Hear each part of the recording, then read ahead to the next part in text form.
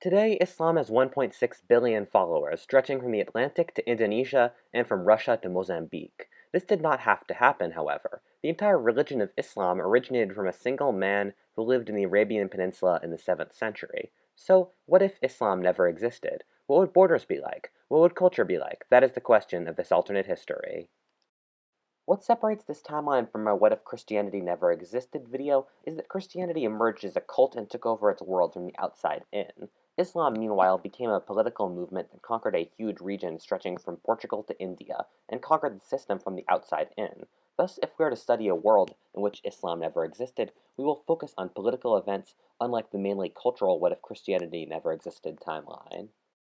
To have this timeline start, we obviously need to remove Muhammad, but the Arab invasions and the rise of Islam were very different things. The Arabs were basically a very successful nomadic tribe, like the Mongols. They used their cavalry tactics to destroy sedentary civilizations, and were a nomadic people. Population pressures, very good generals, plague in the civilized world, and the Byzantines and Persians fighting each other to a standstill may have still allowed the Arab invasions to happen without Muhammad. Thus, to prevent that possibility, we should also remove major leaders who could have united the Arab tribes, like Uthman or Abu Bakr.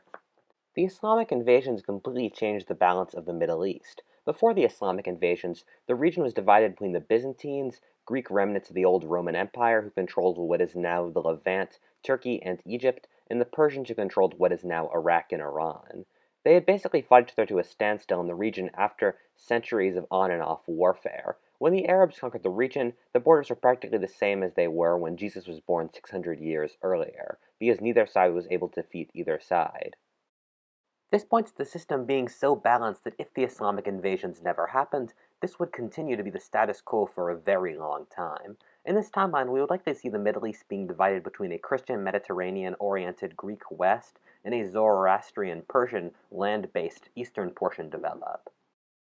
The downtrodden peasants of Mesopotamia found neither Christianity, the religion of their Byzantine enemies, nor Zoroastrian, the religion of their Persian overlords, appealing, and so were starting to join a religion called Mazdakism. Mazdak was a charismatic prophet who gathered a following among the Mesopotamian peasants, and his cult would likely have become dominant in a world without Islam in the region, which filled the spiritual void in the region. Besides the Persian Empire, which was completely conquered and overturned by the Islamic invasions, the empire that suffered the most were the Byzantines. Before the Islamic invasions, the Byzantine Empire controlled the western Middle East, much of Italy, the coastal Balkans, North Africa, and the isles of the Mediterranean. After the Islamic invasions, the Byzantines were pushed back to just modern-day Turkey and the coastal Balkans, with a small sliver in Italy, and it even sacrificed control of the Mediterranean to Muslim pirates, who controlled many of the islands. So in basic terms, the Islamic invasions completely changed the balance of power in the region. It's second nature for me to try to belittle and destroy large ancient or medieval empires on this show, trying to drag out some obscure nomadic tribe to wipe them out or something along those lines, but I actually think the Byzantine Empire could survive for a very long time without the Islamic invasions. The reason is mainly supply. In pre-industrial times, most large empires ended up overextending themselves and being defeated for it. However, the Byzantine Empire had the Mediterranean uniting all of its provinces even at its height, which I'm currently showing you, meaning that it never would have insanely overstretched itself. We saw this principle in China, where basically three rivers united the entire habitable part of the country, thus allowing unity to be recreated. The Byzantine Empire might not survive to the present in its perfect form, maybe losing a province or two, or maybe they would experience splitting, but they would probably reform, and there would be some sort of Byzantine state in the eastern Mediterranean today. The one province I'm fairly certain the Byzantines would lose is Italy. Even before the Islamic invasions, the Byzantines were losing their hold on Italy, and most of quote-unquote Byzantine Italy was actually controlled by the Pope, who was protected by the Byzantine army. The region was lost without Muslim interference, and as Northern Europe would become more powerful in the region over time, it seems inevitable that the Byzantines would lose their hold on Italy. The Normans, still being some of the greatest badasses in history, meanwhile, would still likely be able to drive the Byzantines out of southern Italy and Sicily.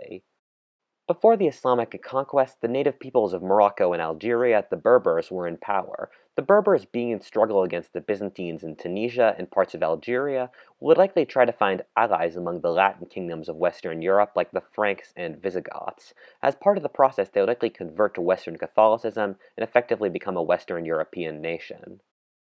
With the Berbers being Catholic, it would also mean that the Sahel kingdoms like Mali and Songhai on the other side of the Sahara would convert to Catholicism instead of Islam. This would mean that they would borrow culture from Western Europe as well. To the north is Spain, which was also conquered by the Muslims. In our timeline before the Muslims conquered it, Visigothic Spain was sick. The economy was faltering, corruption was rampant, and the kings were bad. Thus, we can expect some sort of change in the region's politics. What it is, I can't tell you. Maybe there would be a local dynasty change. Maybe the Berbers would conquer the peninsula. Maybe a Frankish adventurer would take the throne, something which happened far more than we think. It really doesn't matter. Without the cultural cloud of Islam behind them, whatever conqueror would exist would simply end up being assimilated into Spanish culture and become yet another Spanish dynasty. Spanish culture in this timeline would be far more European, with far less Arabic influences, much more like Italian or French culture in our timeline. Also, without having to fight the Moors for hundreds of years, the Spaniards would not have maintained the Crusader spirit later into the Middle Ages, thus meaning that they would not have been so fanatical about converting the natives of the New World. Perhaps we'd have seen the survival of the native cultures among the Aztecs or Inca. However, this is so far from the side of this timeline that the butterfly effect makes this uncertain. Without the Reconquista, we wouldn't have seen the many kingdoms that sprung from the collapse of Muslim control of the region, like Aragon, Portugal, or Castile. Thus, in this timeline, we would see Iberia being united as a single nation. In this timeline, without having to spend hundreds of years fighting the Moors, the Iberians were able to project force outwards to the rest of Europe more. Maybe they would have been able to prop up an independent Aquitaine or Toulouse in southern France as a buffer against the King of France in northern France. Maybe they would have pressed into Italy, with early medieval Italy being a cauldron of anarchic minor petty warfare between small states. Before the Islamic invasions, Ethiopia was a local power, connected to the trade of the region and invading local Yemen. But after the Islamic invasions, the Ethiopians were pushed off the coast of the Red Sea into the interior, thus cutting them off from trade and making Ethiopia a backwater. Thus, Ethiopia sort of drifted off the politics from the region. But if the Islamic invasions never happened, Ethiopia would likely remain being a local power. In a world where Central Asia is Muslim, it's hard to imagine it being anything else besides pagan, but before the rise of Islam, it actually used to be Buddhist. And so in this timeline, Central Asia would likely continue to be Buddhist, and may actually have converted some of the steppe tribes of the region. Also, before the rise of Islam, the Chinese controlled much of Central Asia, and were defeated by the Muslims at the Battle of Talas River, thus giving the Muslims control of the wealthy region of Transoxiana. If the Muslims never did this, history would not be very different. The Chinese Tang dynasty was already in decline, and their supply lines couldn't take them much further than they did in our timeline. Also, the Anlu Shan rebellion was really the decisive factor in killing the Tang Empire, and the Muslims had no control over that. When the Turks would invade the Middle East, they'd likely conquer whatever Persian dynasty controlled Persia, as happens every couple hundred years, but be stopped by the Byzantine Empire. Since they'd be invading the Middle East, they'd likely convert to Zoroastrianism, the religion of Persia. In our timeline, the Byzantine Empire almost beat the Turks with just the Balkans and Turkey, and basically the only reason the Turks won was that the Byzantine troops fought amongst themselves, and that the Turks had the amazing leadership of Alp Arslan. So in this timeline, the Turks would not have pressed into the Byzantine Empire and modern Turkey. The Turks became the majority group in the Anatolian Peninsula, or modern-day Turkey, because the climate and the terrain were similar to that of the Eurasian steppe, so they were able to settle down and grow while maintaining the vigor of their nomadic steppe culture. If the Turks never conquered Anatolia, they simply would have assimilated into Persian culture.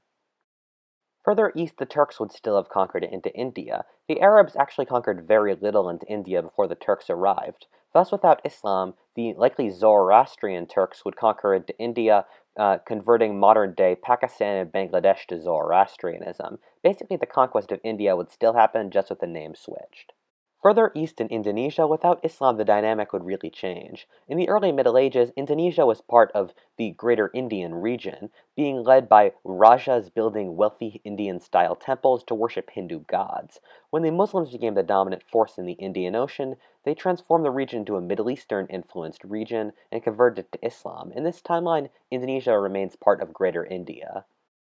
Perhaps in this timeline we would have seen Greater India grow larger, encompassing nearby regions like the Philippines or Madagascar.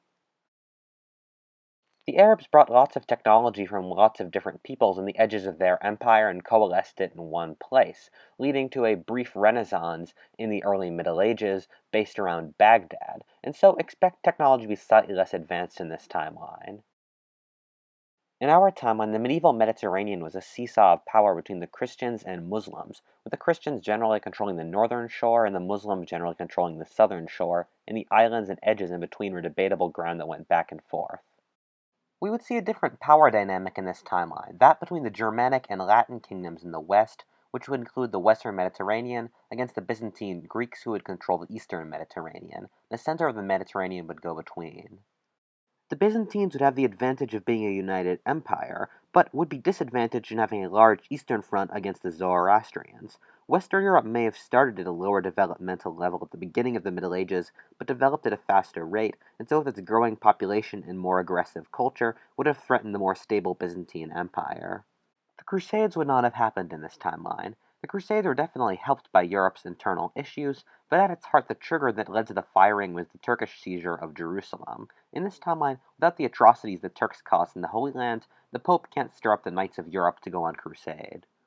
People say that Europe would be way less advanced without the Crusades since the Europeans got Arabic technology. This is really overstated. Connections between Europe and the Middle East did exist before the Crusades. We found giant hoards of Persian silver coins in Swedish burials in the 10th century, and even a Buddha from India. Slaves from Ireland and Britain were sold in the markets of Muslim Spain, and Slavs in the markets of Persia and Byzantium. I could go on. Also, Europe was advancing before the Crusades. We find lots of advance in the 10th and 11th centuries, mainly based off the rise of plows that were able to plow the thick clay soils of northern Europe. Also, this can be attributed to the Vikings promoting trade and the rise of local leaders who were able to stop raiding. Thus, without the Crusades, technology may take slower to develop, but not by a lot. We would see a very different papacy in this timeline. In our timeline, the eastern and western forms of Christianity split for three reasons. The first being the Muslims conquered 3 out of 5 of the patriarchs, or popes leaving only those in Constantinople and Rome. The second being the Muslims controlled the Mediterranean for hundreds of years, thus cutting off the eastern and western forms of Christianity, thus leading them diverging, and when they regained the Mediterranean, them effectively being different sects. And the Byzantines effectively controlling the patriarchs in their empire, and the kingdoms of Western Europe not wanting to take orders from the Byzantines, thus following only the Pope of Rome. I'm going to end this timeline 1,000 years after it started, 1632, since the timeline just gone off in so many directions it's impossible to push it any further, and for the alternate history fans out there, yes, 1632 is an amazing book. But there are two events which I'm pretty sure would still happen: the Mongol invasions and the European Age of Exploration. I don't see this timeline affecting Mongolia enough for it to affect the butterfly effect on Genghis Khan, and so the Mongols would still likely wreck Chinese, Russian, and Persian civilization, but run out of guys and supplies by the time they hit the Mediterranean, so the Byzantines would survive pretty unscathed. And the European Age of Exploration likely still happen, A, because I see no reason for why it wouldn't happen, and B, the rugged coastline of Europe and the harsh nature of the North Sea would still likely mean that the Europeans would have the advantage in naval technology, and so would likely use this to sail across the world.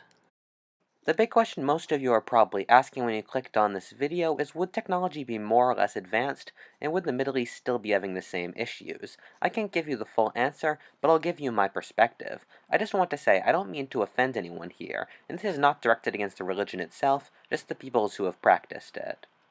Before I start, I just want to say that the Islamic world was not always technologically backwards. During the early Middle Ages, Islam was more technologically advanced than Europe, and except in naval technology, it had a rough parity with Europe until the 18th century. So what went wrong?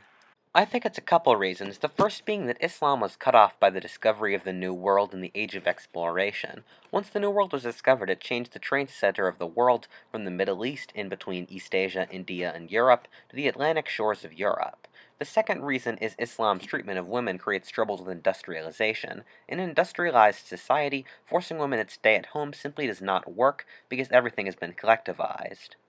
Thirdly, the philosopher-religion argument. In our timeline, there was an argument between the philosophers who believed one needed to use logic to study the Quran, and the priests who believed that faith was the important variable. In our timeline, the priests won the argument, and it became canon that to understand the world, one had to blindly believe. This would be like in the West if the Church defeated Galileo permanently. The fourth being that small competing countries create more technology than large sprawling ones. This is because small countries have to advance technologically to survive, while large ones can simply use their size as an asset.